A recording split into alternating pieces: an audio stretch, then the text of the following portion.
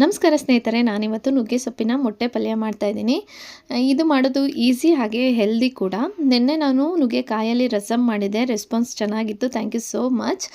ಇದನ್ನು ಮಾಡೋದಕ್ಕೆ ಒಂದು ಪ್ಯಾನ್ಗೆ ಎಣ್ಣೆ ಹಾಕಿ ಸಾಸಿವೆ, ಜೀರಿಗೆ, ಜಜ್ಜಿರುವಂಥ ಬೆಳ್ಳುಳ್ಳಿ, ಒಣಮೆಣ್ಸಿನ್ಕಾಯಿ, ಹಸಿಮೆಣ್ಸಿನ್ಕಾಯಿ, ಕರಿಬೇವು ಹಾಗೆ ಈರುಳ್ಳಿ ಇದೆಲ್ಲ ಸೇರಿಸಿ ನೀಟಾಗಿ ಫ್ರೈ ಆದಮೇಲೆ ಬೇಯಿಸಿಟ್ಟಿರುವಂಥ ಸೊಪ್ಪು ಮತ್ತು ಕಾಳು, ನಿಮ್ಮ ಇಷ್ಟದ ಯಾವುದಾದ್ರೂ ಕಾಳನ್ನ ಬಳಸ್ಕೋಬೋದು. ನಾನಿಲ್ಲಿ ಬೇಳೆಯನ್ನು ಬಳಸ್ಕೊಂಡಿದ್ದೀನಿ. ಇದನ್ನು ಕೂಡ ಸೇರಿಸ್ಕೊಂಡು ಒಂದೆರಡು ನಿಮಿಷ ಫ್ರೈ ಮಾಡಿದ್ರೆ ಆಯಿತು.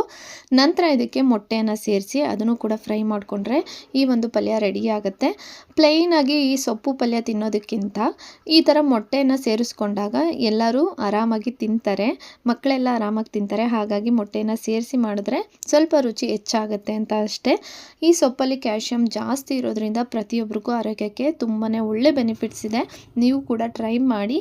ಹಾಗೆ ಇದೇ ಥರ ರೆಸಿಪೀಸ್ಗೋಸ್ಕರ ನನ್ನ ಪೇಜ್ನ ಫಾಲೋ ಮಾಡಿ. Thank you.